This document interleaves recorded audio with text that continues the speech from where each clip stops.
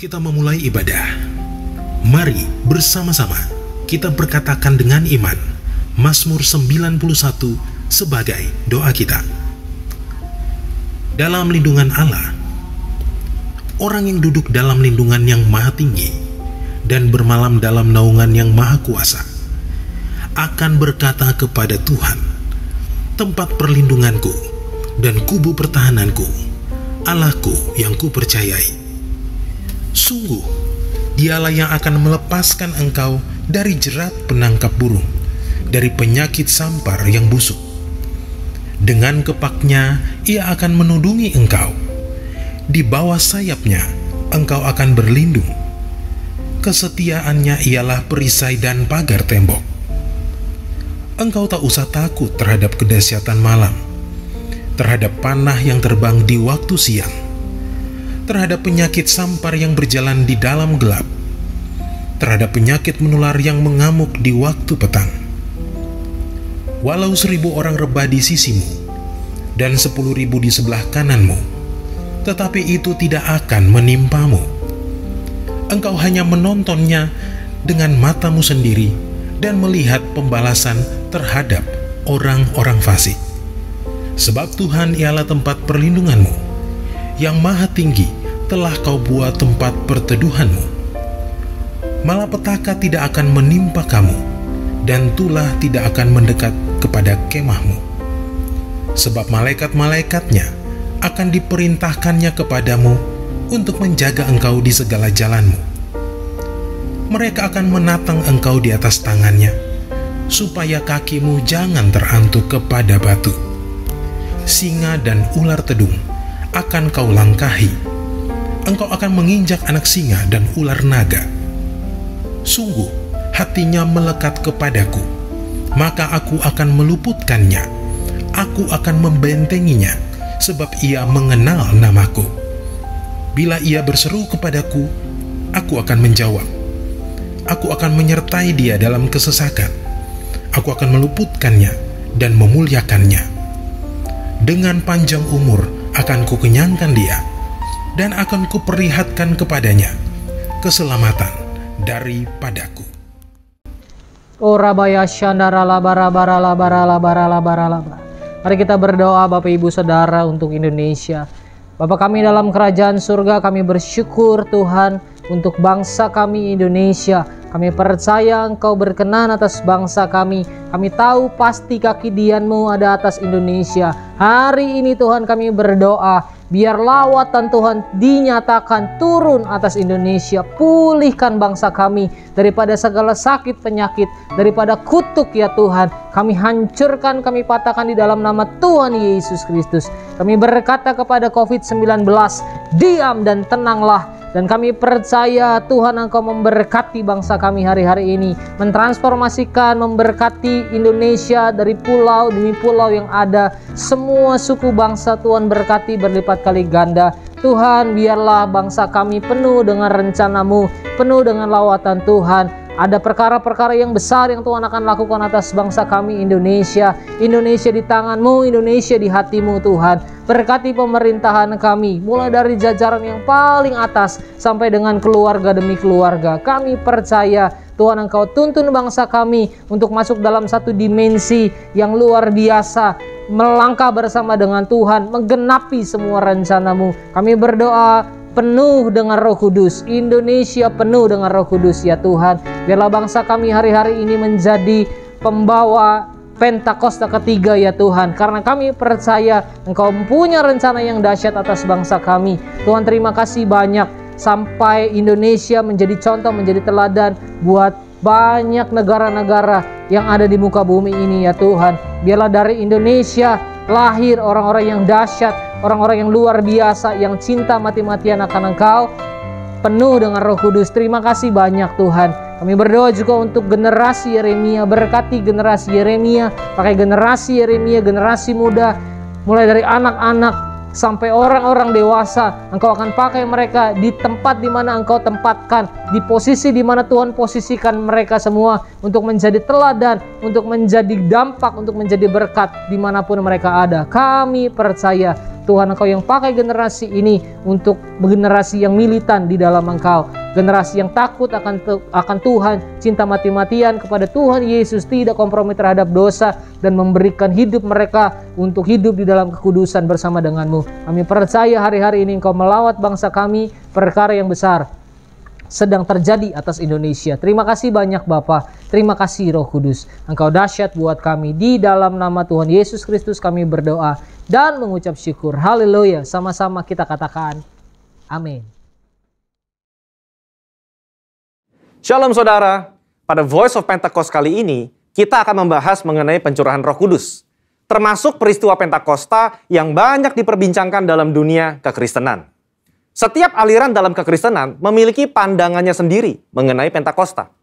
Insan Pentakosta percaya bahwa segala sesuatu yang berhubungan dengan Roh Kudus, seperti yang ada dalam Alkitab, khususnya kitab Kisah Para Rasul, masih terjadi sampai hari ini dan dapat terjadi beberapa kali.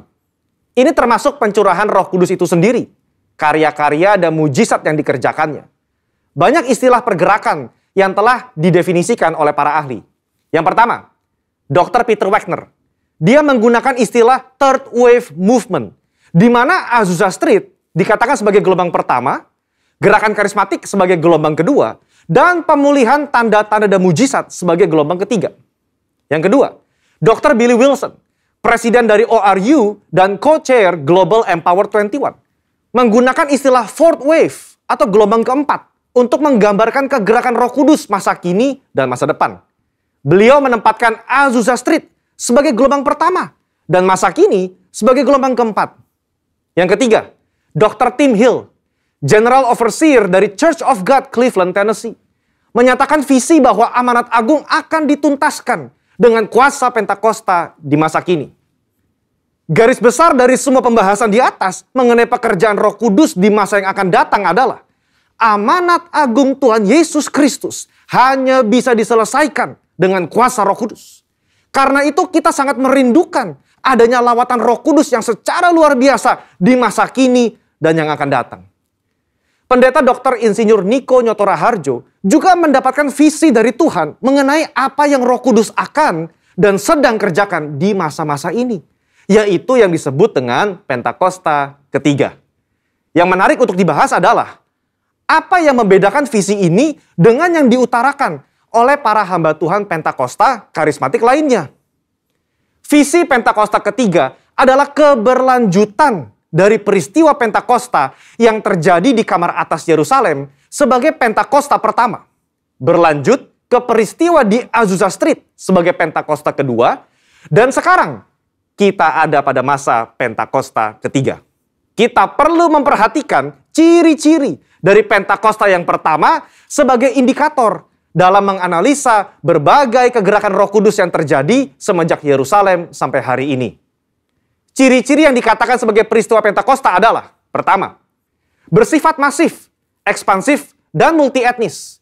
Di dalam Kisah Rasul pasal yang kedua, ayat 8 sampai yang ke-11, orang Yahudi diaspora dan mereka yang tinggal di Yerusalem datang dan menghadiri kejadian Pentakosta itu. Tercatat juga ada orang Kreta dan orang Arab ada di sana.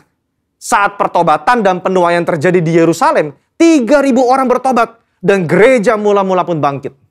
Yang kedua, penekanan terhadap bahasa roh atau glosolalia dan manifestasi kuasa Roh Kudus. Di dalam Kisah Rasul pasal 2 ayat yang keempat, ketika para murid dibaptis Roh Kudus, maka mereka mulai berkata-kata dengan bahasa-bahasa lain seperti yang diberikan Roh Kudus kepada mereka. Lukas menekankan apa yang terjadi dalam Kisah Rasul pasal yang kedua sebagai model untuk pencurahan Roh Kudus pada zaman itu dan juga zaman selanjutnya. Kita melihat ini di dalam Kisah Rasul pasal 10 ayat 46 dan 19 ayat yang ke-6. Kata glosais yang sama juga digunakan. Sepanjang kisah kitab Kisah Para Rasul, kita melihat bagaimana Roh Kudus menyertai kesaksian dan pemberitaan firman dengan tanda dan mujizat. Yang ketiga, memiliki korelasi langsung dengan penuntasan amanat agung. Ketika Petrus berkhotbah di depan orang-orang Yahudi dan penganut agama Yahudi itu, dia menutup dengan tantangan keselamatan dan 3.000 orang bertobat. Sejak itu, pemberitaan Injil merebak ke berbagai penjuru dunia. Berdasarkan ketiga ciri-ciri tersebut, maka kita dapat melihat apakah kegerakan-kegerakan tertentu dalam sejarah kekristenan dapat dikatakan sebagai peristiwa Pentakosta. Banyak kegerakan oleh Roh Kudus terjadi dalam sejarah kekristenan. Ada di Swedia, ada di Australia, Inggris, Jerman, dan lain-lain. Namun, kegerakan-kegerakan luar biasa tersebut hanya memenuhi 1 atau 2 dari 3 ciri-ciri peristiwa Pentakosta. Barulah peristiwa Azusa Street yang menunjukkan pemenuhan dari 3 ciri-ciri peristiwa Pentakosta tersebut. Jadi, ada satu perbedaan antara kegerakan dengan peristiwa Pentakosta. Di dalam satu kegerakan, Roh Kudus bergerak untuk satu maksud, tujuan, wilayah, dan bangsa tertentu. Namun dalam peristiwa Pentakosta, maka tujuannya adalah untuk memenuhi ketiga ciri-ciri yang ditunjukkannya melalui peristiwa Pentakosta pertama dan kedua. Bagaimana dengan Pentakosta ketiga? Visi ini disampaikan pertama kali di Empower 21 Kongres Asia 2013 dan kembali ditekankan pada Empower 21 Kongres Asia 2018. Pentakosta ketiga sudah diterima begitu luas oleh bangsa-bangsa. Pada saat itu tercatat ada 44 bangsa yang hadir untuk menerima dari Roh Kudus mengenai adanya Pentakosta kembali, yaitu Pentakosta ketiga. Dan mereka masing-masing membawa api itu kembali ke bangsa mereka sendiri. Pengakuan juga datang dari komunitas Kristen dari berbagai aliran kekristenan terhadap Pentakosta ketiga secara global. Sekarang, kita memahami apa yang menjadi kerinduan dari visi Pentakosta ketiga. Ini adalah kerinduan agar apa yang terjadi di Yerusalem pada awal abad pertama dan Azusa Street pada awal abad ke-20 terjadi lagi dengan lebih dahsyat dan besar sekarang. Gereja tidak lagi terpetak-petakan atas dasar suku atau wilayah. Umat Tuhan mengalami baptisan Roh Kudus dengan tanda awal berbahasa roh dan manifestasi kuasa Roh Kudus menyertai mereka sehingga dengan demikian amanat agung diselesaikan. Ini yang seharusnya menjadi visi dan kerinduan semua orang yang menyatakan dirinya sebagai murid Yesus Kristus. Saudara, untuk penjelasan lebih lengkapnya dari tim teologi kami, silakan buka link yang ada di atas atau scan QR Code yang tersedia. Salam integritas, Tuhan Yesus memberkati.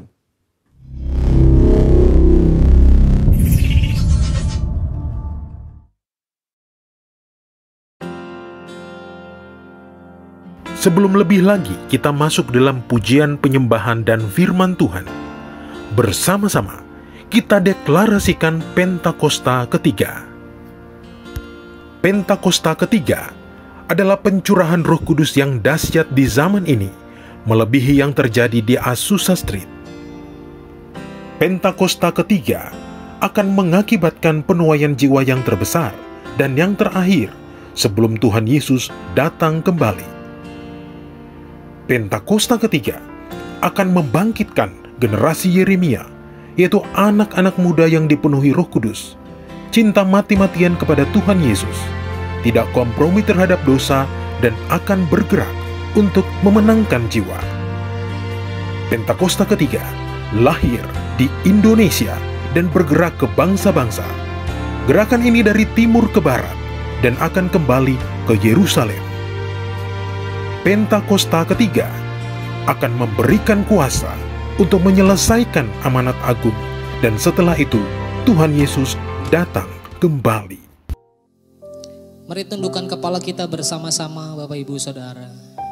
Teduhkan hati kita di hadapan Tuhan. Mari berdoa bersama-sama. Kami bersyukur ya Tuhan untuk segala kebaikan-Mu, penyertaan-Mu dalam hidup kami. Mulai dari awal tahun ini Tuhan sampai hari ini. Tuhan, kami percaya Engkau tidak pernah meninggalkan kami. Engkau pribadi yang senantiasa hadir dalam hidup kami, menopang, menjagai, menyertai kami semua, bahkan memberkati hidup setiap kami. Tuhan, hari ini kami mau berkata kepadamu, terima kasih banyak Tuhan. Terima kasih banyak, karena kami tahu kami punya Allah yang besar. Kami punya Allah yang sanggup lakukan banyak perkara yang dahsyat di hidup setiap kami. Hari ini kami mau datang kepadamu, membawa hati kami, hidup kami, pikiran kami, semua yang kami punya ya Tuhan.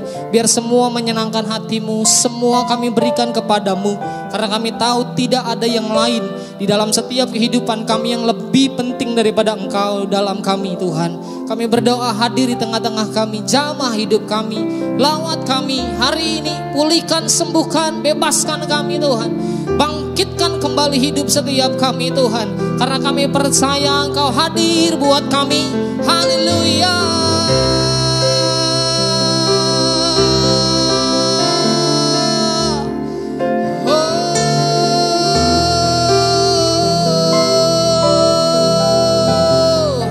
Terima kasih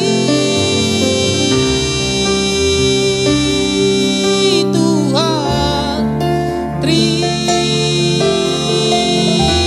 kasih. Kami memuji-Mu. Ikandara balala balala balala balala balala balala balala balala balala balala balala balala balala balala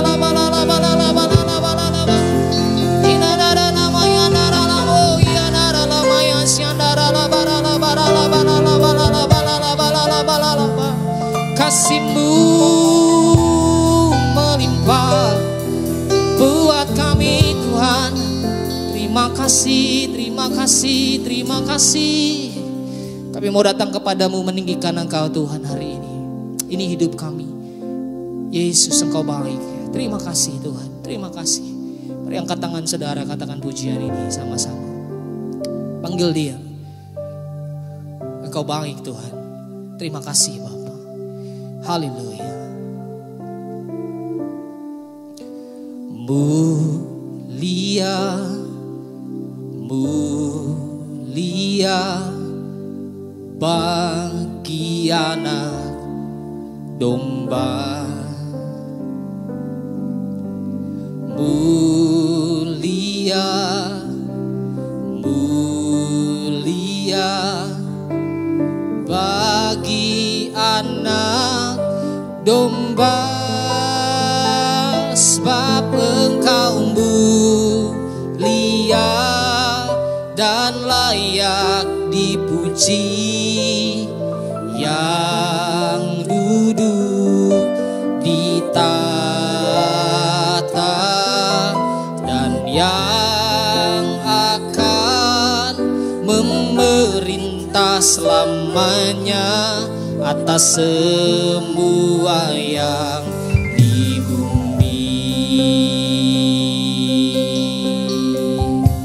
Tangan sama-sama lebih lagi. Mulia, mulia bagi anak domba.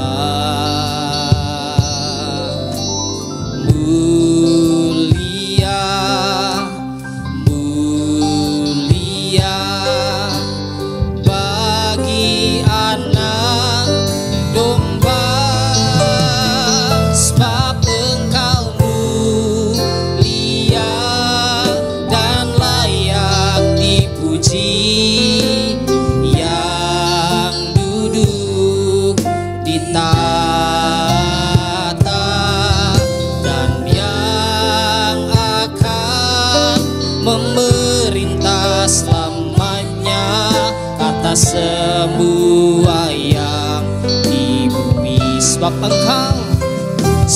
Engkau mulia dan layak dipuji, yang duduk di tahta,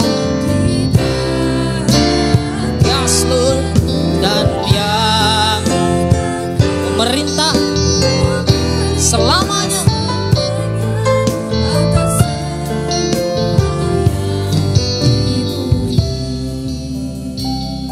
Sekali lagi dari awal sama-sama katakan mulia.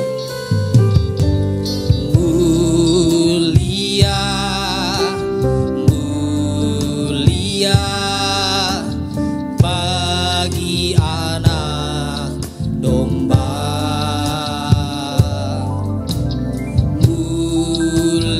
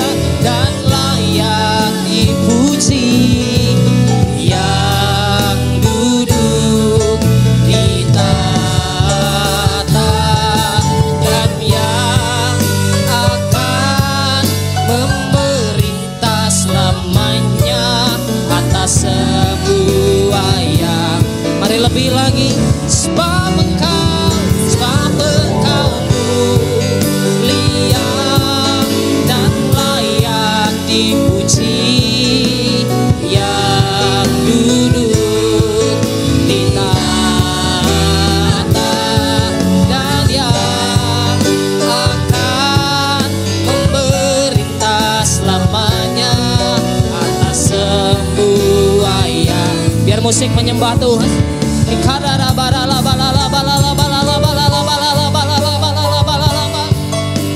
Engkau mulia ya Tuhan.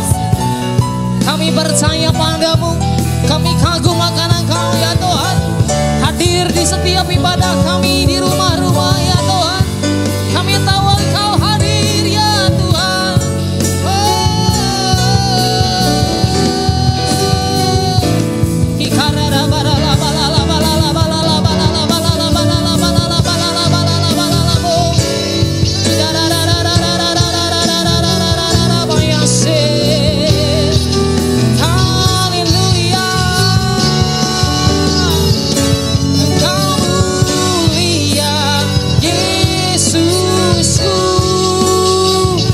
Bersama-sama sekali lagi katakan dengan iman, angkat dua tangan saudara, katakan sebab Engkau mulia dan layak dipuji, yang duduk di tangan yang akan memerintah selamanya atas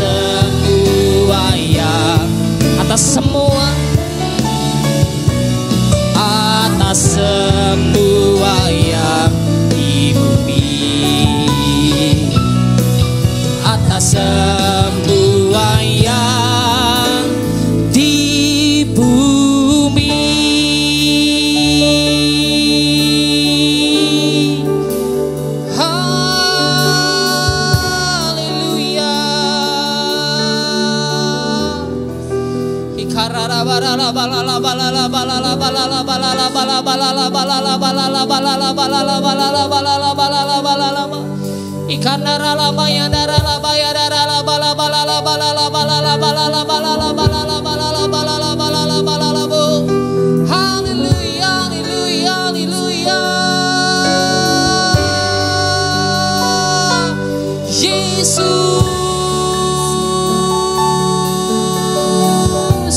Mari panggil dia, panggil dia, Yesus.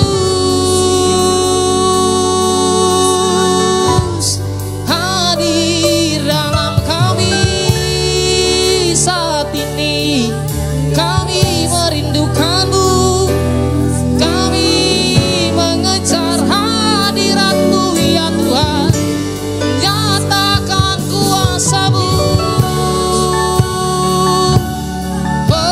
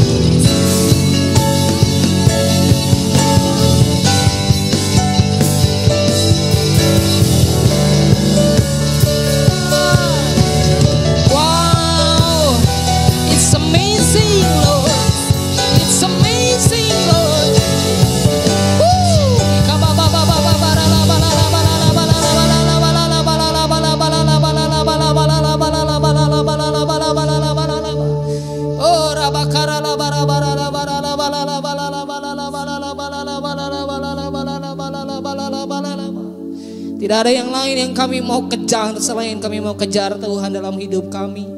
Karena kami tahu Tuhan Engkau yang pegang kendali setiap kehidupan kami.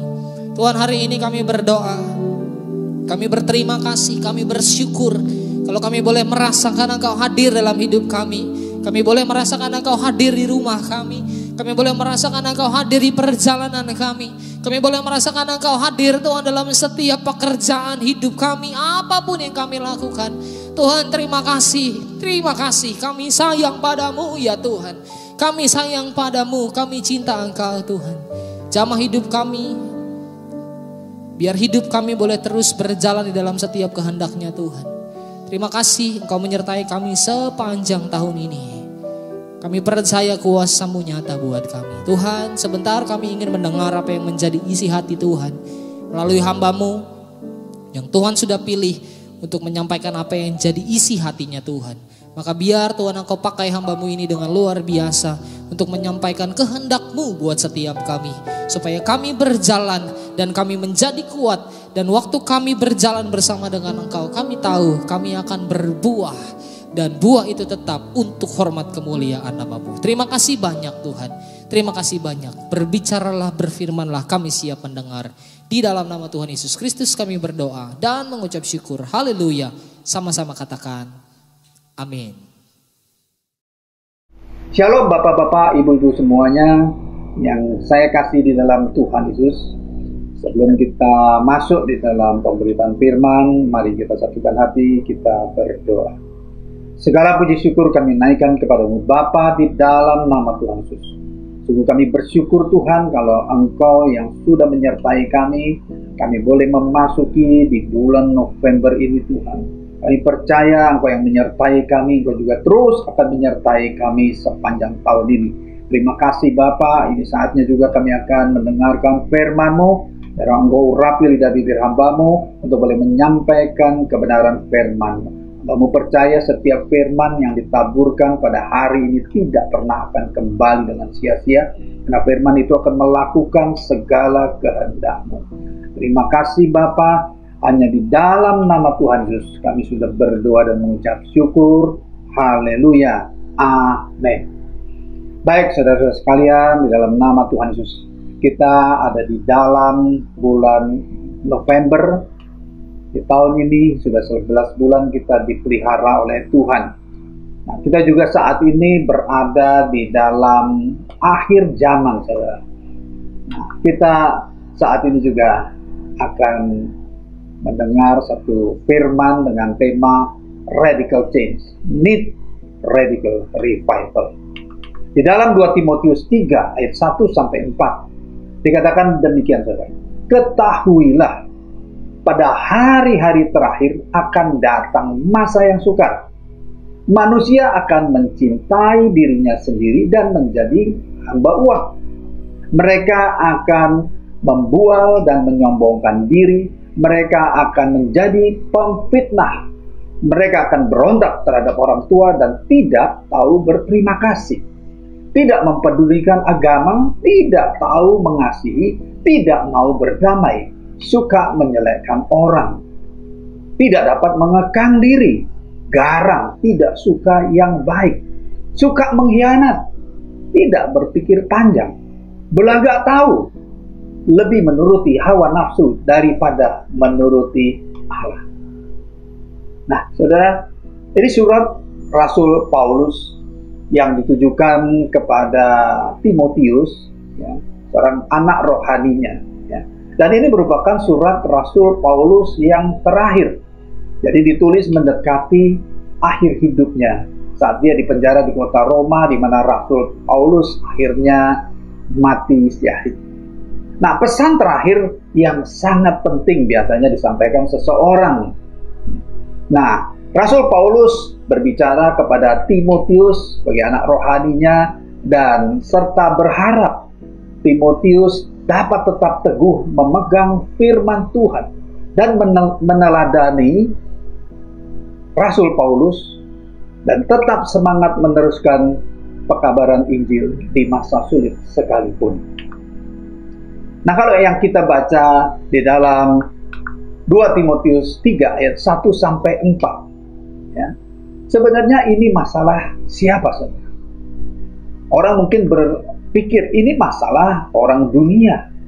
Nah, jadi sebenarnya ini problem siapa saudara?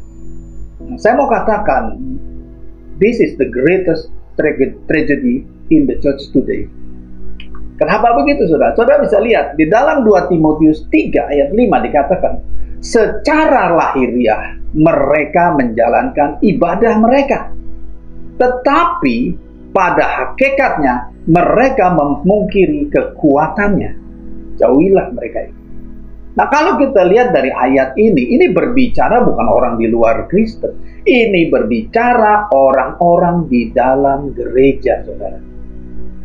Karena dikatakan secara lahiriah mereka menjalankan ibadah. Artinya mereka ikut beribadah. Bahkan mereka sepertinya masuk di dalam penyembahan, pujian, dan di dalam roh dan kebenaran. Sepertinya, saudara. Mereka bisa saja hidup ya di dalam pujian dan penyembahan dan dalam bahasa roh ya. Tetapi mereka pada kenyataannya mereka hidup di dalam daging, saudara. Nah, inilah yang terjadi, makanya Rasul Paulus menyampaikan kepada anak rohaninya yaitu Timotius, supaya kalau dia menghadapi orang-orang seperti ini, biar Timotius yang masih muda ini dia boleh tetap teguh, tetap yakin kepada pemberitaan firman, dan tetap melihat contoh yang sudah diberikan kepada Timotius oleh Rasul Paulus, saudara. Nah, di dalam 2 Timotius 3 ayat kelima ini lebih di dalam versi yang mudah dibaca ya, di dalam perjanjian baru ini dikatakan mereka seakan-akan melayani Tuhan ya, seakan-akan melayani Allah, tetapi cara hidup mereka menunjukkan bahwa mereka tidak sungguh-sungguh melayaninya. Jauhkanlah dirimu dari mereka itu. Oh saudara, ini pernyataan sangat keras oleh Rasul Paulus yang disampaikan kepada Timotius. Nah, hal ini juga berlaku dengan zaman sekarang, karena zaman sekarang adalah zaman di akhir ya. Kita hidup di akhir zaman ini, saudara. Nah, 2 Timotius 3 ayat 8 dikatakan sama seperti Yanes dan Yambres menentang Musa, demikian juga mereka menentang kebenaran. Dikatakan akal mereka bobrok dan iman mereka tidak tahan uji. Ini kembali, ini berbicara bukan orang di luar gereja, ini orang di dalam gereja, saudara. Bayangkan, saudara, kalau akal mereka bobrok dan iman mereka tidak tahan uji. Di dalam 2 Timotius 4 ayat 3 sampai 4 dikatakan, akan datang waktunya orang tidak dapat lagi menerima ajaran sehat, tetapi mereka mengumpulkan guru-guru menurut kehendaknya untuk memuaskan keinginan telinganya. Mereka akan memalingkan telinganya dari kebenaran dan membukanya bagi dongeng. Ya.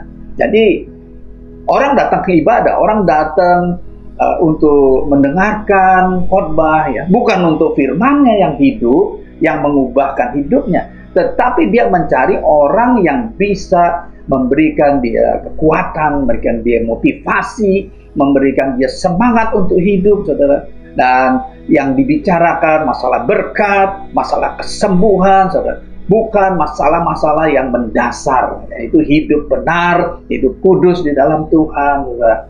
Bukan berarti masalah mujizat, bukan berarti masalah berkat itu tidak ada, tapi itu bukan yang utama. Ya. Nah, saudara, kalau kita melihat Rasul Paulus menyampaikan sedemikian penting bagi Timotius untuk menghadapi akhir-akhir ini. Nah, saudara, inilah tipe-tipe yang terjadi di dalam gereja Tuhan. Nah, ini merupakan orang yang ciri-cirinya menghambat pencurahan Roh Kudus. Kalau kita hari-hari ini sedang menantikan Pentakosta ketiga, saudara, ya. Nah, dengan orang-orang seperti ini adalah orang-orang di dalam gereja itu menghambat pencurahan Roh Kudus. Yang pertama, tipe adalah tidak mau merendahkan diri, sombong, bahkan sombong rohani, saudara, sulit ditegur, dan seterusnya. Ya. Yang kedua, mementingkan diri sendiri, tidak peduli terhadap orang lain, mau suka mau tidak suka, yang penting dirinya happy, saudara.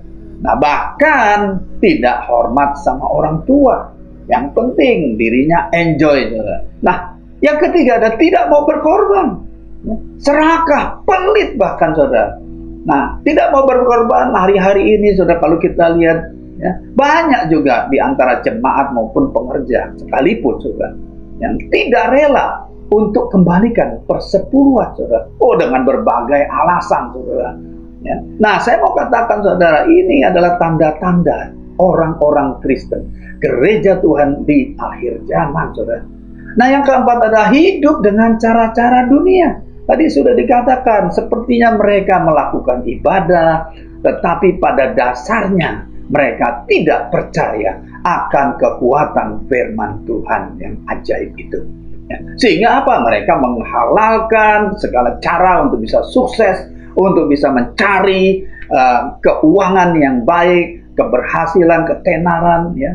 Dan bahkan dengan cara yang penipuan atau hoax itu dilakukan. Hanya untuk apa? Untuk supaya sukses. Ujung-ujungnya uang, saudara. Dikuasai oleh roh mamon.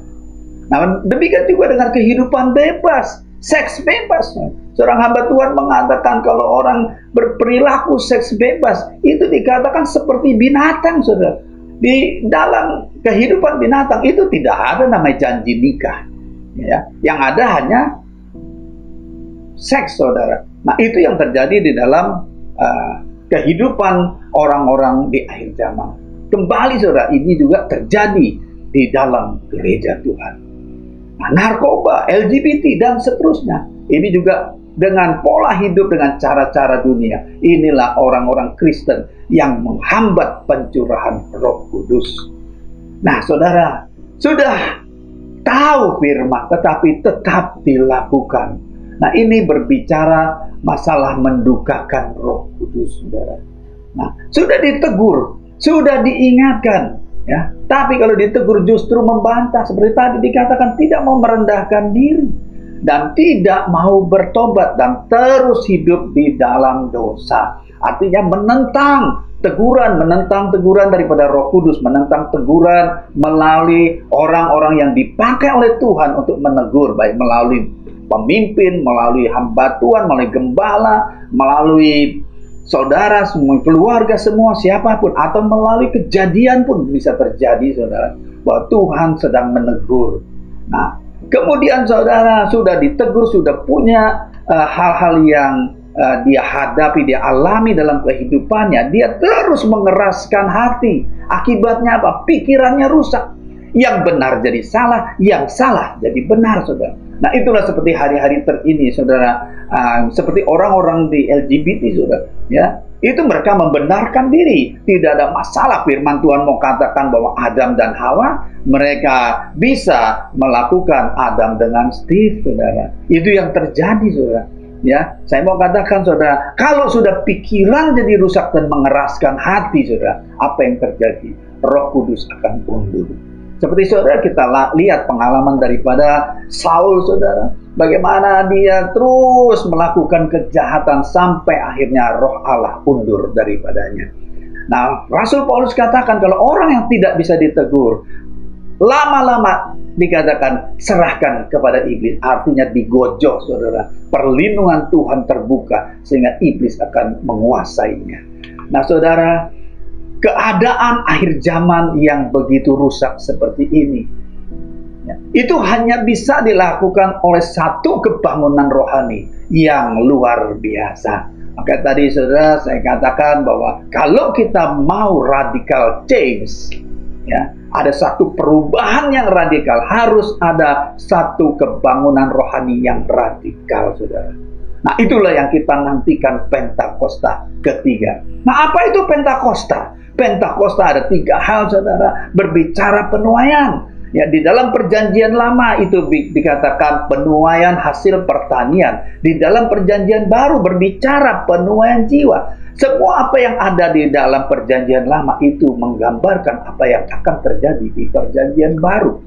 Berbicara tentang turunnya perintah baru Di dalam perjanjian lama berbicara mengenai hukum Taurat. Di dalam perjanjian baru berbicara turunnya Roh Kudus yang masuk di dalam hati kita. Firman itu ada di dalam kehidupan kita. Nah, di dalam yang ketiga adalah berbicara tentang karya keselamatan. Jadi Pentakosta ketiga, Pentakosta ini juga berbicara di dalam perjanjian lama. Dikatakan bahwa Tuhan minta bangsa Israel merayakan hari Pentakosta, hari Paskah 50 hari setelah persembahan jelai di hari raya Paskah. Itu sama saudara, ya. Itu mengingatkan kepada Allah yang sudah menyelamatkan mereka dari perbudakan di Mesir, dan mereka merayakan setelah mereka sampai di tanah perjanjian. Nah, di dalam perjanjian baru juga saudara, setelah orang percaya terima Tuhan sebagai juru selamat, nah mereka juga perlu menerima baptisan Roh Kudus, yaitu Pentakosta saudara, di mana di dalam perjanjian baru bahwa orang percaya dikuatkan oleh karya keselamatan oleh Roh Kudus saudara, dari perbudakan dosa kepada kehidupan yang kekal, dan hidup dipenuhi dan dituntun oleh Roh Kudus. Nah, Pentakosta ketiga yang pertama itu terjadi di Yerusalem, di mana murid-murid Yesus bersama-sama ada di loteng atas. Mereka berkumpul, mereka berdoa, dan mereka mendapatkan pencurahan Roh Kudus yang luar biasa. Yang kedua di tahun 1906, di mana William J. Seymour, seorang yang bukan aliran Pentakosta, ya, dia bersama-sama berdoa selama 1 bulan menantikan penggenapan daripada kejadian Pentakosta. Dan pada saat dia menyampaikan Kisah Para Rasul 2, dan mereka bersama-sama berdoa dan menumpangkan tangan, tiba-tiba pencurahan Roh Kudus itu terjadi. Ada 6 orang dimulai, orang yang dibaptis Roh Kudus pada saat itu. Setelah itu terjadi yang namanya kebangunan rohani, kegerakan Pentakosta, dan itu yang mengalir sampai ke Indonesia hari-hari ini. Dan kami saat ini juga kita sedang menantikan Pentakosta ketiga yang Tuhan berikan kepada gereja kita, GBI Jalan Gatot Subroto. Nah saudara, di dalam Yesaya 32 ayat 15 dikatakan saudara, sampai dicurahkan kepada kita roh dari atas, maka padang gurun akan menjadi kebun buah-buahan, dan kebun buah-buahan itu akan dianggap hutan. Nah saudara, kalau kita lihat tadi manusia di akhir zaman yang seperti disampaikan Rasul Paulus kepada Timotius, saudara, itu hanya bisa diubahkan oleh kuasa Roh Kudus. Nah, dikatakan bahwa padang gurun akan menjadi kebun buah-buahan, dan kebun buah-buahan akan dianggap sebagai hutan, saudara. Nah, saudara, di padang gurun akan selalu berlaku keadilan, dan di kebun buah-buahan akan tetap ada kebenaran. Di mana ada kebenaran, di situ akan tumbuh damai sejahtera, dan akibat kebenaran dan ialah ketenangan dan ketentraman untuk selama-lamanya. Dalam Yesaya 32 ayat 16 dan 17, saudara. Nah, saudara, kalau bicara daripada Yesaya 32 ayat yang ke-15 tadi, saudara, itu dikatakan ada berbicara mengenai orang Kristen padang gurun. Nah, orang Kristen padang gurun kita berbicara adalah orang-orang Kristen yang tadi, saudara. Orang Kristen di akhir zaman yang hidupnya di dalam daging, saudara. Dan dikatakan orang Kristen padang gurun itu tidak ada buah. Di padang gurun tidak pernah kita dapat melihat adanya buah. Yang ada kekeringan, kepanasan, kekerasan, ya. Nah, di dalam padang gurun itu juga yang berlaku, firman Tuhan katakan tadi, yang berlaku keadilan, artinya mata ganti mata, gigi ganti gigi, saudara. Jadi semuanya kekerasan diganti, dibalas dengan kekerasan, saudara. Itu yang terjadi, saudara. Nah, itu berbicara masalah hukum Taurat, saudara. Itu berbicara mengenai perbuatan fisik. Jadi mereka beribadah hanya secara fisik. Mereka beribadah hanya untuk melihatkan orang bahwa mereka ada di bait suci. Mereka ada melakukan apa yang diminta oleh hukum Taurat. Nah, hari-hari ini sama juga, saudara. Banyak orang ke gereja, banyak orang beribadah, bukan berarti mereka hidup di dalam kebenaran. Ya, mereka tetap melakukan apa yang mereka anggap benar. Nah saudara, hasilnya apa saudara? Di padang gurun ada kepanasan, ada hati yang keras, yang protes saudara. Di mana tidak ada keadilan, langsung protes saudara. Nah satu contoh sangat mudah saudara. Saudara lagi antri, tiba-tiba ada orang masuk saudara. Atau orang saudara lagi mengendarai mobil, tiba-tiba ada yang menyusul, menyalip saudara. Pasti saudara secara tidak sadar seringkali kita langsung respon yang negatif saudara. Nah itu masih kita melakukan apa yang dikatakan Kristen padang gurun saudara. Nah Tuhan mau saudara kita menjadi orang-orang yang berubah, yang diubahkan oleh Roh Kudus, yang hidup dipimpin oleh Roh Kudus. Bukan hanya semata-mata beribadah, semata-mata datang ke gereja. Bahkan tadi dikatakan oleh Rasul Paulus di dalam Timotius bahwa dikatakan seakan-akan mereka melayani Tuhan, tapi pada hakikatnya mereka tidak sungguh-sungguh melayani Tuhan. Nah, orang Kristen kebun buah-buahan dikatakan oleh gembala pembina kita juga, saudara, itu di dalam kebun buah-buahan berlimpah buah. Artinya, saudara, sebagai orang Kristen, Tuhan mau kita mempunyai buah di dalam pertobatan, buah-buah roh, buah jiwa-jiwa, saudara. Jadi, saudara, di dalam kebun buah-buahan juga dikatakan berlaku kebenaran, saudara. Nah, berbeda dengan tadi keadilan. Kalau kebenaran ini dikatakan, kalau ditampar pipi kiri, dikasih pipi kanan, saudara. Itu sesuai dengan apa yang Tuhan mau, saudara. Jadi, itu yang berlandaskan daripada hukum kasih, saudara. Nah, hukum kasih itu bisa terjadi karena manifestasi daripada Roh Kudus. Kalau kita hidup di dalam daging, maka yang keluar adalah keadilan, bukan kebenaran, saudara. Nah, bagaimana untuk hidup di dalam sebagai orang Kristen kebun buah-buahan? Ya harus selalu bersyukur apapun yang kita hadapi, apalagi hari-hari ini dalam masa pandemi, di masa sulit seperti ini, saudara. Tuhan mau kita banyak bersyukur. Ya, bagaimana kita banyak bersyukur? Kita harus banyak masuk di dalam doa, masuk dalam pujian dan penyembahan. Kita harus semakin banyak kita berfellowship bersama-sama dengan teman-teman di dalam rohani kita, saudara. Ya, seperti dalam Ibrani 10 ayat 25 dikatakan, jangan menjauhkan diri dari pertemuan ibadah. Saudara, hari-hari ini banyak orang-orang Kristen menjauhkan diri dari pertemuan ibadah. Mereka menganggap ibadah di rumah itu suatu yang lumrah karena sudah 2 tahun, saudara, hampir 2 tahun mereka ibadah online, mereka ibadah dengan santai di rumah-rumah, saudara. Nah, saudara, Tuhan mau kita mempersembahkan korban, saudara. Saudara, kalau ibadah di rumah saudara bisa santai, saudara. Mungkin saudara di atas saudara rapi, di bawah saudara siapa yang tahu, saudara. Nah, sama saudara. Kalau saudara datang beribadah di dalam gereja Tuhan, di onsite, saudara, saya pastikan, saudara, tidak ada satupun yang datang dengan atas rapi, dengan bawah celana pendek, sandal jepit, saudara. Nah, ini yang terjadi, saudara. Waktu saudara datang beribadah, pasti saudara akan mempersiapkan dengan sungguh-sungguh. Dan bahkan juga saudara mempersiapkan untuk memberikan persembahan. Mungkin kalau di rumah tidak terlihat tidak memberikan persembahan, tapi kalau saudara datang beribadah onsite, saudara pasti mempersiapkan untuk memberikan yang terbaik. Nah, orang yang ada di dalam hidup di dalam kebenaran sebagai orang Kristen kebun buah-buahan, pasti hidupnya akan ada damai sejahtera, ada sukacita yang berlimpah-limpah.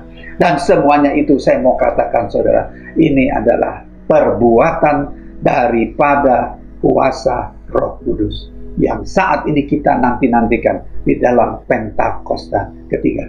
Itulah makanya gembala pembina kita mengatakan pentingnya Roh Kudus dicurahkan. Tanpa Roh Kudus dicurahkan, maka saudara akan sulit orang Kristen padang gurun menjadi orang Kristen kebun buah-buahan. Tuhan Yesus memberkati. Baik saudara, kita sudah mendengarkan firman Tuhan yang singkat.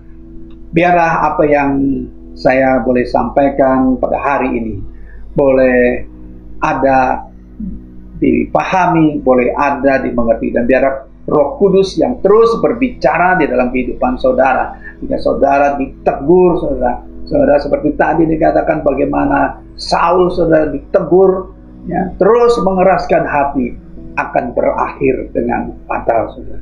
Saya mau katakan, saudara, kita harus terus mengejar di dalam Tuhan supaya ada radical change ini, supaya ada perubahan yang mendasar. Supaya ada perubahan yang mendasar, harus ada kebangunan rohani yang radikal. Tuhan Yesus memberkati. Kita satukan hati, kita berdoa. Segala puji syukur kami naikkan kepadamu Bapa di dalam nama Tuhan Yesus. Terima kasih Tuhan, hamba-Mu sudah selesai menyampaikan pemberitaan firman-Mu Tuhan.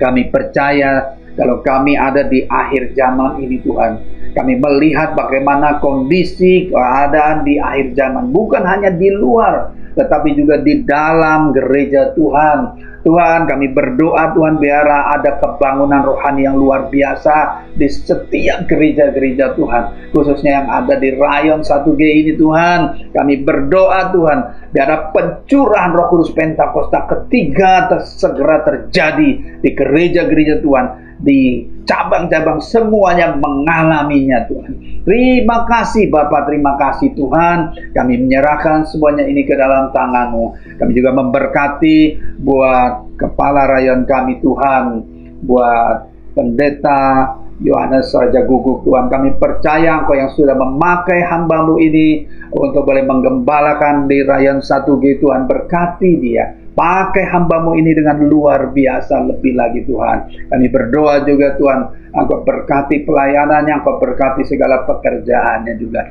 Kami juga berdoa juga Tuhan untuk gembala pembina kami, Pendeta Dr. Insinyur Niko Nyoto Raharjo, dan seluruh wakil gembala dan seluruh tim pelayanan di GBI Gatot Subroto Tuhan. Kami percaya Tuhan, Engkau pakai hamba-Mu Pak Niko, berikan dia Tuhan visi-visi yang baru senantiasa, sehingga boleh disampaikan kepada seluruh gereja-Mu Tuhan.